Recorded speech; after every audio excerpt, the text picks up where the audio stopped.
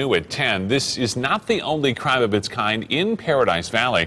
In fact, we're finding two more similar robberies in just the past 6 months within a few miles of the Shapiro home. Of course, the major difference in those, no one was killed. ABC 15's Brian Webb has more on this angle. And Brian, what did you discover? Well, first there is this. This is a copy of a police report from the Paradise Valley Independent newspaper from last October. It says that a man, during the early morning hours, a man jumped out from behind some bushes, forced a couple back inside their home, handcuffed them, stole jewelry and money from their safe, then took off in their vehicle.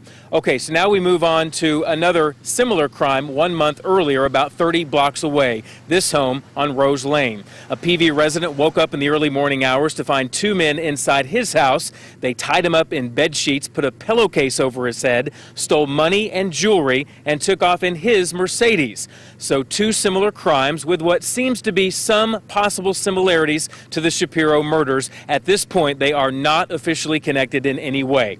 I spoke to the mayor of Paradise Valley today, Scott Lamar. He lives just a couple of blocks from the Shapiros. He knew them well. He is sad and angry about what happened, but he says this horrible crime won't scare him, and it shouldn't scare the citizens of Paradise Valley.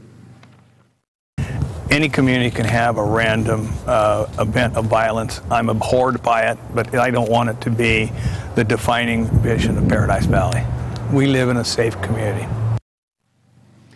The mayor went on to say that crime is down in Paradise Valley over the past few years. We have also learned tonight that there will be a memorial held for the Shapiros coming up on Tuesday.